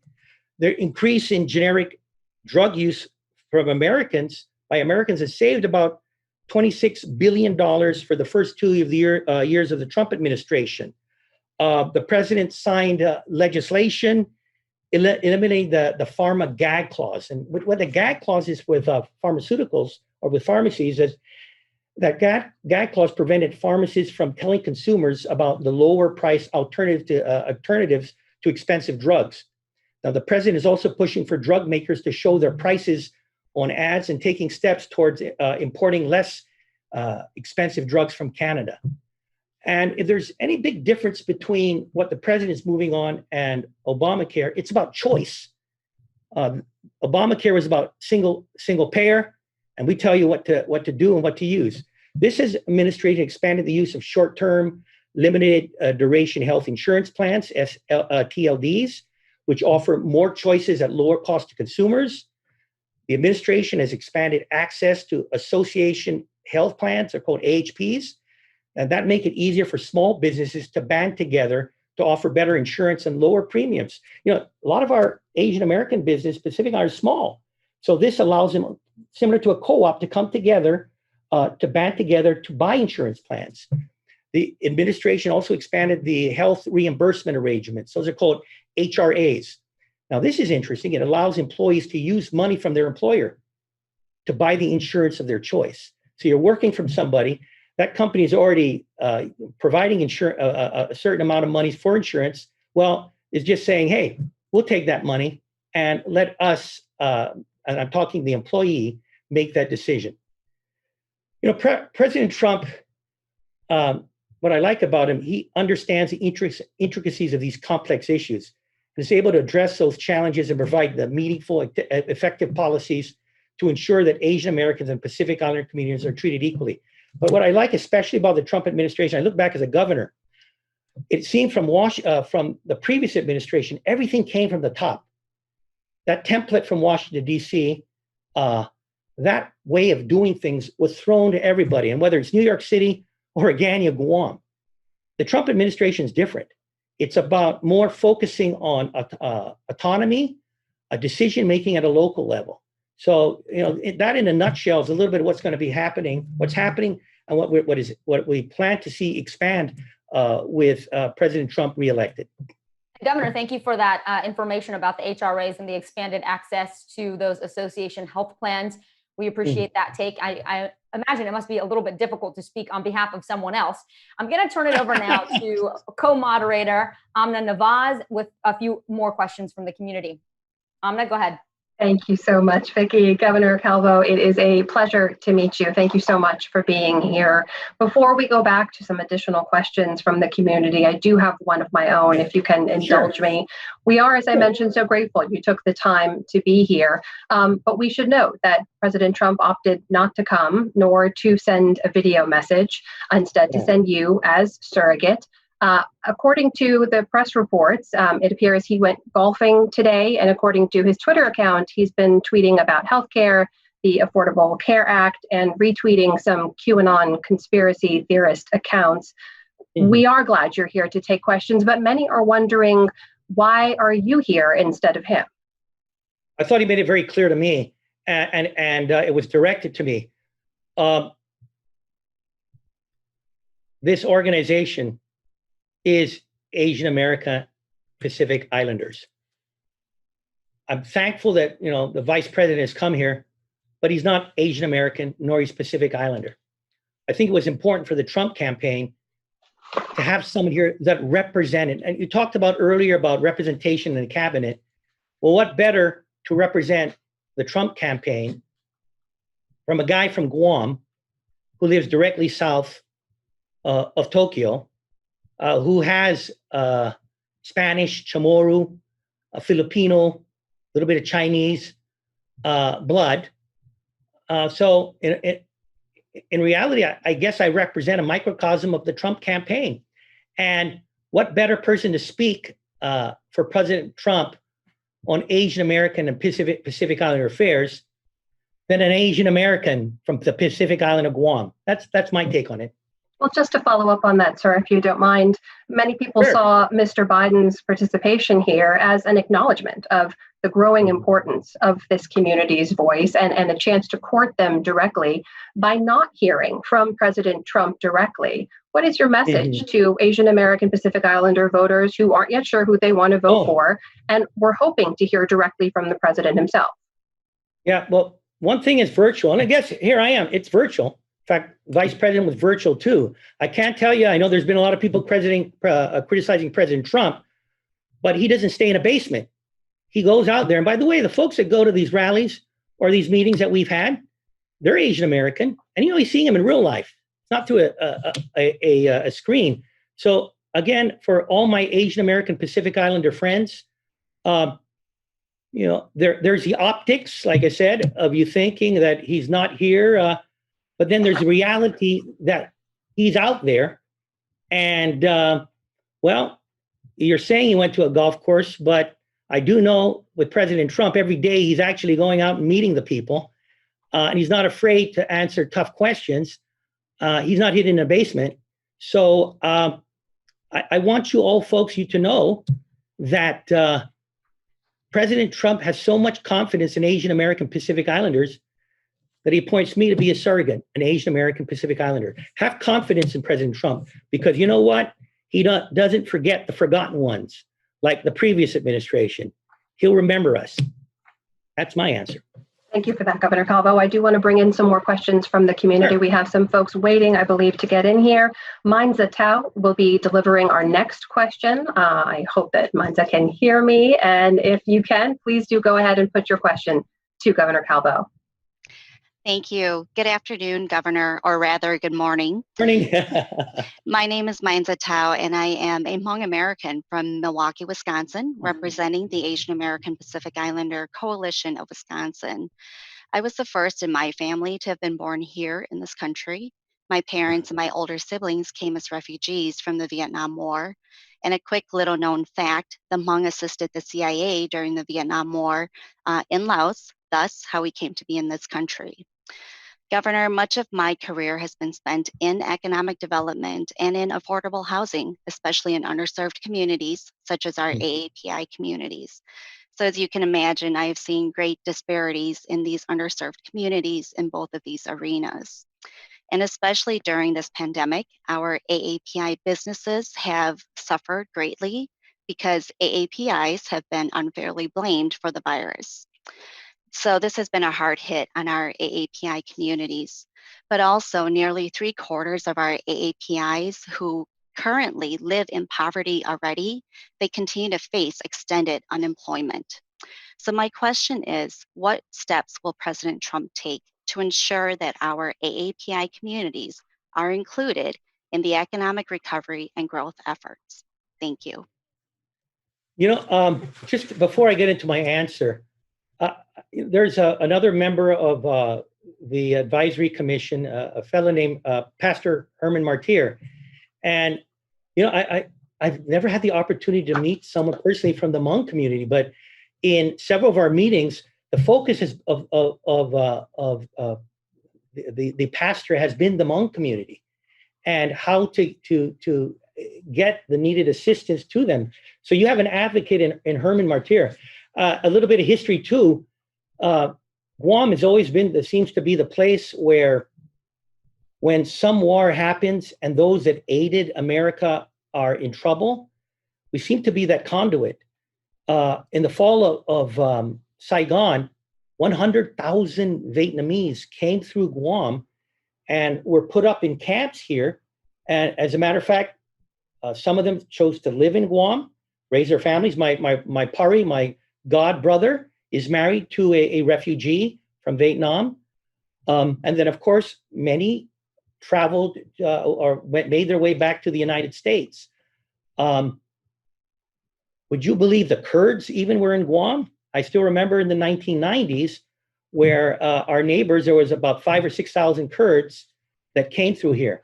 So, many people don't know about Guam, but a lot of our immigrants and those that refugees have come through our island fleeing the ravages of war. Now, all of America, including my island home, prior to COVID-19, were enjoying record economic job growth. There was business creation and record unemployment. These same successes were also occurring within the Asian American Pacific Islander community. And then that pandemic hit. Even in Guam, we were at 4%. United States was at, I think, 3.5%. But what President Trump did, he provided rapid and unprecedented support. The island of Guam in itself got $1 billion in federal assistance. Now, the White House also provided more than 500,000 African Americans, Hispanics, and other minorities with comprehensive direct updates on preparedness, response, and mitigation. The president directed the White House Opportunity and Revitalization Council to focus on the underserved communities impacted by the virus. President signed the legislation that provided $60 billion in loans under the Paycheck Protection Program, and was targeted to a lot of to support the minority and disadvantaged communities. The U.S. Department of Education temporarily delayed student loan repayment and held interest rates to zero. And thank goodness, I got 6 kids. And by the way, the last one just graduated 2 weeks ago. So I saw for her, there was a break and she doesn't have to make her first payment. You don't have to worry about it this year. So they also provided $6 billion in emergency assistance to the students. The president signed into law $1 billion in funding for historically Black colleges and universities, Hispanic serving institutions, and many other minority serving institutions that had been hit hard by the pandemic. The president signed into law $3.5 billion to keep the child care centers open for low-income families and for the frontline workers. The president halted evictions on federal government-assisted housing and temporarily prevented the foreclosures for some of those FHA-insured mortgages. So the president's, his record is clear when it comes to assisting the minority communities. And he delivers and, continue to deliver results in a way which I believe will benefit all AAPI communities throughout our nation. And with him reelected, it'll just get better. Dr. Calvo, we thank you for that. We also thank Mainza Tao for her question. I want to play for you one more question. This one's going to come via video. It was submitted from Munir McJohnny. He is a resident of Georgia. I believe you have that video ready now. And here is Munir's question. Hi, my name is Munir McJohnny. I'm a commercial real estate agent and entrepreneur based out of Atlanta, Georgia. My parents immigrated from India and Pakistan before I had even learned to walk, in hopes of a better future for me. They made sacrifices, tearing away from their family and loved ones, and swallowed their pride and education, working physically excruciating and minimum wage jobs. While this is my story, the truth is this is not a unique one. It's the story of every immigrant who makes unbelievable sacrifices, not for themselves, but for the generations to come. We were still lucky. I had my parents nearby. As I look at what's going on at the border, my heart aches for those families being torn apart. For Asian Americans in the United States, DACA, family reunification, work visas, and deportation are all very critical issues. Thanks to the sacrifices made by my parents and all of those who came before them, I get to stand here today and ask you, not only on behalf of my family, but for all who've had a similar journey, what immigration policies will you champion? And what laws will you change that are currently separating American families? And will these be part of your first 100-day priorities? Thank you and good luck. Thank you. I'm going to answer it, and I'm going to touch on several topics. But I'm going to touch on the most controversial one first, and then I'll get into DACA. And that's the wall. And it has caused a lot of controversy in the United States, this building of a wall on America's southern border. Now, would you believe that what happens between Mexico and the United States, that Mexican-American border has a profound impact on places such as Guam, such as the Commonwealth of Northern Marianas, such as Hawaii? And you're probably wondering to yourself, how can this be? How can something that's happening in a desert, probably somewhere in the Southwest, have anything to do with Guam or the islands? But it does. And there's thousands and thousands of our families here in the islands that are suffering as a result of what is happening, destroying lives. I'll tell you a simple reason why. It's because millions and millions of dollars worth of crystal methamphetamine and cocaine are transported. And it's crazy, hard to believe, but usually through the Postal Service or through shipping companies that are American flagged out to our places. And you know where they come from? Places such as California, Nevada, Arizona, and Colorado. Now, those American states aren't where these deadly drugs are produced. Those drugs for years have come through those porous borders. They come north, they hit those states, and they pollute the families in those states, and then they're sent to Guam. You know, this year alone, officers, and for you folks that want to defund Customs and Border Patrol, they seized 450,000 pounds of drugs. That includes 92,000 pounds of crystal meth. Some of that could have come to Guam. Over 1,000 pounds of fentanyl, nearly 3,000 pounds of heroin, and almost 25,000 pounds of cocaine. We had cocaine floating on a barrel here in Guam. Thank you, and I don't know which state that was sent from. Border officers have arrested and apprehended thousands of criminals at the border, including members of the MS-13 gang. So you see, President Trump is committed to securing our borders from drugs, gangs, and human trafficking. Now, some of the issues about workplace abuse, well, they come because of undocumented immigrants that snuck through and that are forced into prostitution or slave labor by bad businesses. So putting a wall up will solve a lot of those issues. Now, President Trump is committed to reform, and he will prioritize bringing in highly skilled workers to grow our nation. Yet at the same time, he wants to protect American jobs. You know, it's interesting. I recall as governor that we had a skilled labor shortage. Now, Guam's only got 8% of our workforce are in workforce in construction. We got about $1 billion in just military construction a year for the next 3 years. We don't have enough workers. We graduate maybe 100 out of our schools a year, but that's not enough to fill the demand. So it was on the Obama administration that a radical 180-degree turn was on H2s and H1s. So 25% of our construction workforce was wiped out, kicked out of Guam. And what it did was made the prices of housing go up by $100,000. And of course, for the budgets of the military, they weren't going to keep the $8.6 billion budget for the movement of Marines from Okinawa to Guam. That was an act of the Obama administration. Well, under President Trump, there's been actually some flexibility. And based on an understanding that there was a need to fill, some of it is because of the military strategic importance of Guam, but we've got those levels of H2 workers back to what they were. Now, again, I tell you that, you heard about the pause, and you know what? I can understand that. And from the perspective of President Trump, Guam was at 4% before. America was at 3.5%. But now we're at 13.5% unemployment. And the story changes, at least temporarily. That's why President Trump is first and foremost and highest commitment is making sure that all of you talked about people that need a job. All Americans get their jobs first. Let's get back to full employment.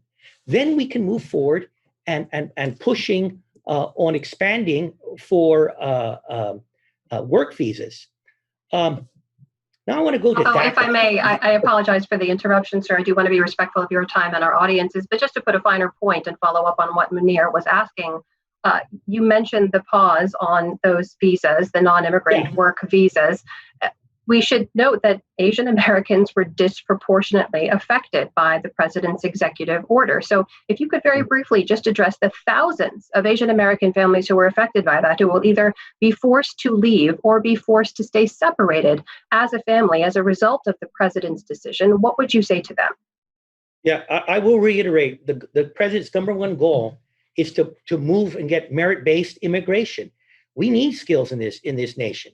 So he's been committed to that, to getting that back. So there has been a pause. And again, there is a guarantee that once we get full employment back, they will continue. And what the president was very clear is, it's not about the immigrants. They're important, but his first and foremost priority is getting Americans back to work. And whether it's Indian American, whether it's Chinese American, Filipino American, or Chamorro American, his first priority is to getting these thousands and thousands and thousands and thousands of people that are currently unemployed, these Americans, back to work. So I hope I have time now to move on DACA, but actually, sir, I apologize. We will have to leave it there. I know we've spent a lot of time on a lot of different topics, but we do appreciate you being here with us today and taking the time to take these questions and provide us with answers. That's Governor Eddie Baza Calvo, Governor of Guam. Thank you for waking up early to be with us today, sir. We appreciate it. Thank you so much. And now to all of you still with us, thanks for remaining here. We do want to bring back in Christine Chen. She's Executive Director of APIAVote, and she's back with a very special message. Christine? Thank you to Amna Nawaz and Vicky Nguyen for a wonderful job of moderating our program and sharing your expertise. Also, many thanks to our sponsors, ARP, Comcast, and Nielsen, for supporting not only this presidential town hall, but APIAVote and the community year-round. We must also thank all those behind the scenes, producer Don Young, showrunner Ivory Zurich, Felicia Chanko, and ACA Video. And thank you to the APIAVote staff who worked many long hours, not only on the presidential town hall and the National Asian American Pacific Islander Leadership Summit. Our interns who have great design skills, and many more of our volunteers. We also like to thank all of you who have joined us. Speaking of which, we have some of the results of the survey.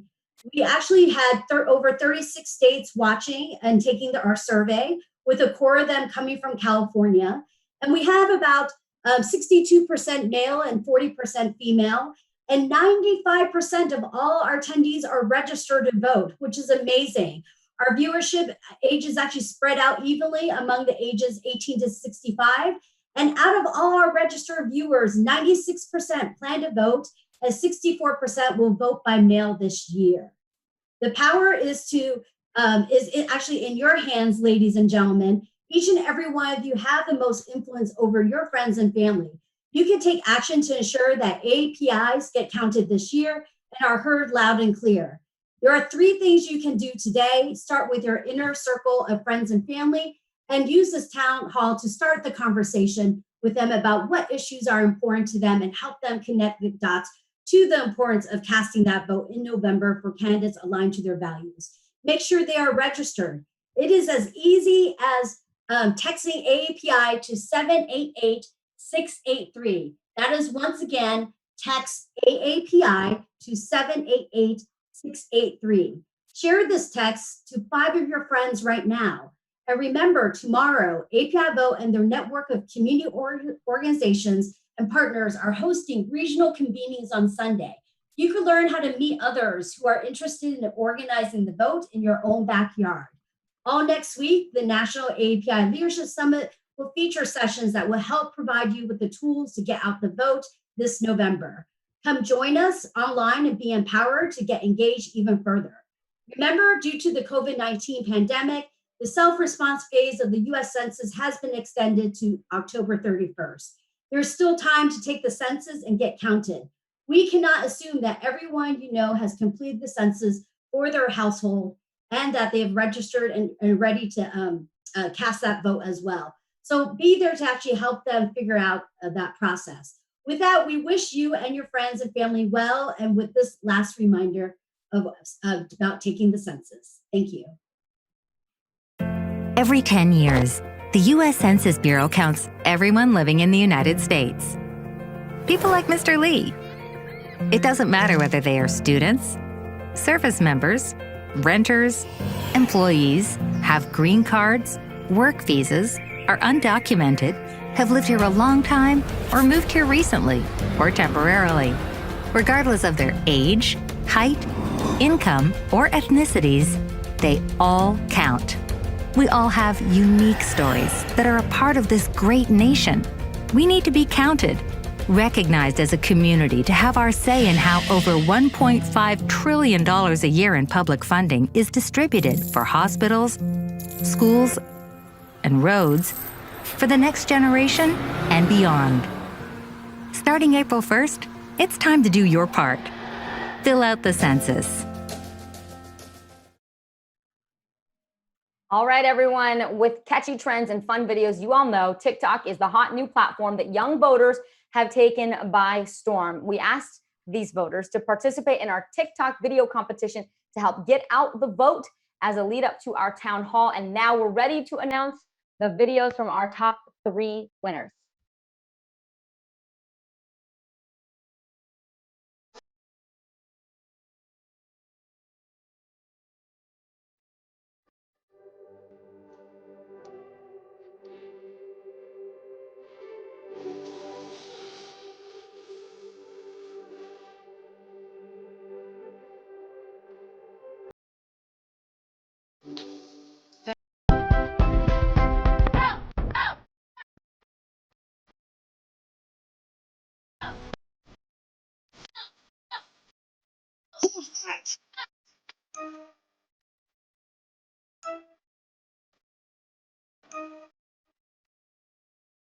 Girl, don't do it. It's not worth it. I'm not gonna do it, girl. I was just thinking about it. I'm not gonna do it. I did it.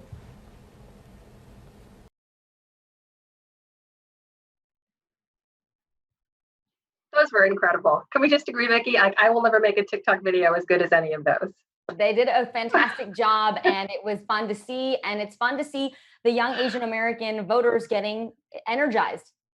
Absolutely. Hey, we just want to take a minute now to thank everybody out there for joining us today. Thank you to those TikTok videos for sure, but thank you also, again, to the campaigns for recognizing the importance of the Asian American, Native Hawaiian, and Pacific Islander communities. Let's not forget, everybody, that this year in presidential battleground races, in states and local races across the country, Asian American Pacific Islander voters are poised to play a pivotal role in the 2020 election. So I just want to say it has been my honor to serve as one of your moderators today. Remember, our job as journalists is to make sure you have the information to feel empowered to go participate in our democracy. It's my sincere hope that we were able to do that today. So thank you for that. Vicky? Amna, as we all know, the events of the past few weeks have really underscored there's been a formidable shift in priorities with social and racial justice taking center stage for so many of us, along with the sense that all voices are now demanding to be heard. Asian Americans and Pacific Islanders are more forcefully exerting themselves throughout culture and society. We certainly hope that you've been inspired to use your voice in these months prior to the election. Remember, our collective voices matter. I'm Vicky Nguyen. On behalf of Amna and APIAVote, we would like to extend a huge thank you to Vice President Biden, Governor Calvo, and of course, all of you for joining us today.